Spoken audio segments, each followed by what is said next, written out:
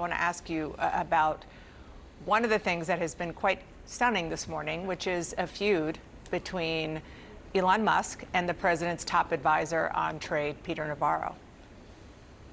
It almost sounds like something you would hear on a playground, if you will, a couple people yelling at each other or picking a fight. But this is the administration. This is real Washington and real business. But take a look at some of these messages going back and forth, more going than coming. But Elon Musk there calling Peter Navarro the top trade advisor. Navarro is truly a moron. What he says here is demonstrably false. He went on to say a Tesla is the most American-made cars. Navarro is dumber than a sack of bricks.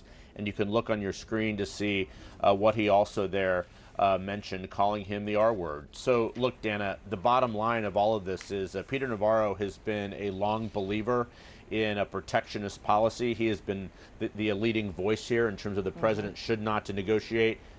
Clearly, Scott Bessent, the Treasury Secretary, and others have gotten the president's ear because he is now negotiating.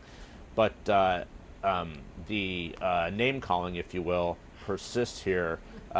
I guess it's a team of rivals or something, the modern day version of that, doing it on Twitter. Dana? Something like that. Jeff, thank you so much. The Senate Majority Leader John Thune, there's no way that he likes these tariffs, but he's looking at the veto pen that the president has saying, I don't think it's going to happen. And more importantly, the House Speaker said, we're going to stick with the president and we're going to let this play out. So they're not doing anything on this either.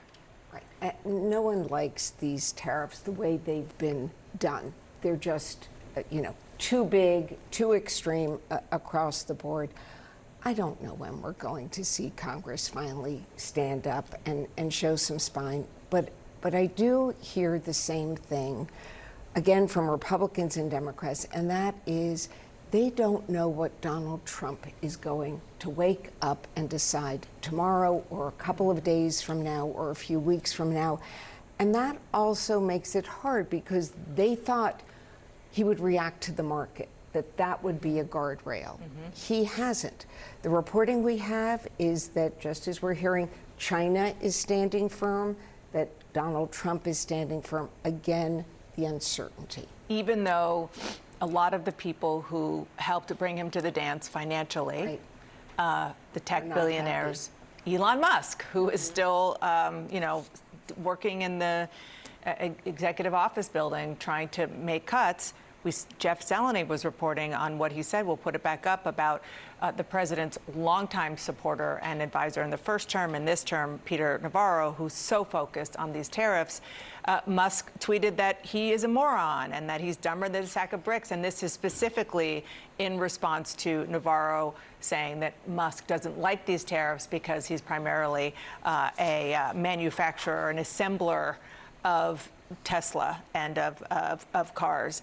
And I should also say that the White House press secretary responded, whatever, we are the most transparent administration in history expressing our disagreements in public. I think that's kind of clever, actually. Like, what else is she going to say? But it does speak to the reality of the very, very big tug of war at the highest levels in business and in politics. A lot of people are losing a lot of money right now, including those billionaires that helped to elect Donald Trump, including Elon Musk. You saw, some executives yesterday come out very publicly against the tariffs as well. But Trump also seems to be in his YOLO mode in the sense that this is something that he is long believed in. Peter Navarro has his ear. They have been planning for this with whatever fake math that they use to come up with these equations of who gets terrified. But Donald Trump doesn't seem to be backing down, regardless of the people that are saying that he should. Justin, I want to play some sound from Peter Navarro, the White House trade advisor, what he said on Fox News on Monday. Let's roll it, and then I'll ask you a question on the back of it. Dow 50,000, I guarantee that, and I guarantee no recession, okay? Why? Because when we pass the biggest, broadest tax cut in history within a matter of months, that's going to be a great stimulus. There's not going to be any inflation. Really? So no recession, no major price hikes, no inflation. Give us your take on what Peter Navarro said earlier this week. Let me be clear, it's nonsense. But I want to be clearer than that. This isn't a talking head saying it's nonsense. Right now, I'm going to offer Peter Navarro a bet. I bet you $100,000 that the Dow won't be above 50,000 by the end of the Trump administration. If you like that bet, Peter, give me a call. And if you like it a lot, I'm willing to mortgage my house and double it. Of course, he's not going to call. Of course he's not going to call. It's blather. It's nonsense. He's making it up. And by the way, I should tell you, I just made that call without even talking to my wife about it. And the good thing is I'm not going to be in trouble because it's the single best bet you've ever seen. So look, I'm deeply worried that we're going to enter a recession. It's not a sure thing, but to blithely ignore the possibility is utter nonsense. Well, you know who may take that bet and double it or triple it or quadruple it, surely he can afford it, is Elon Musk as well. Because as you know, he's had a sort of public spat with Navarro for the last few days over this issue. And Peter Navarro was on television just yesterday talking about this and suggesting that Elon Musk, among other things, is he's a car assembler. He's not a car manufacturer. He doesn't understand how this works. And if anything, he's doing this because he's concerned about his own pocketbook. To which Elon Musk responded with this post: Navarro is truly a moron. What he says here is demonstrably false. And I'm asking you, in a week where there is so much concern about uncertainty, we see what that can do to the stock market. We see what that can do in terms of business and consumer confidence. When you have the president's top advisors sparring and going at each other over an issue this significant, what does that tell you about global confidence in this administration? The confidence or the lack of confidence that people have in this administration has come purely from the tremendous policy mistakes that they've been making. Look, Elon made a bunch and he made a lot of false promises about savings that never materialized. But Peter Navarro appears to really have the president's ear.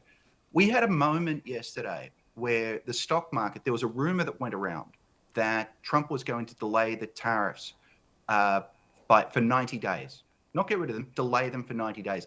That caused the value of US stocks to rise by $7 trillion. It was just, $4 trillion, just an astonishing movement. So that is the market saying we are worried about what the president is doing here. And the thing about Navarro is, and here's my plea to the president, call any economist from the phone book. Look anyone up online. It doesn't have to be me. It doesn't have to be a left-winger, a right-winger, anyone. Just anyone who has taken an economics course, whose last name is not Navarro, and they will tell you that this is mistaken. So the great tragedy here is not just that we have a president with mistaken ideas, but that he managed to recruit the one economic advisor who shares those same mistaken ideas. Just quickly, Justin, I'm not sure if you listened to Jameson Greer, the U.S. Trade Representative, speaking on Capitol Hill. He's currently speaking right now. One of the things he mentioned as he was speaking to politicians was essentially saying that the U.S. right now is talking and negotiating with about 50 countries, telling them all, listen, if you have a better idea in terms of how to achieve reciprocity with the U.S., we want to talk to you. I mean, that just sounds like such a cumbersome way of negotiating. You're essentially negotiating with the entire world at once. What do you make of the way in which tariffs were imposed during this Trump administration this time around? Just this idea of blanket tariffs on the entire world instead of what we saw in the first term of specific targeted tariffs on specific products with specific countries. Look, this is a tariff plan looking for a rationale. You could say it's about national security, but then why would you put it on every good? Why do we have tariffs on leather saddles if it's national security? It could be about manufacturing, but then why are we putting tariffs on vanilla from Madagascar?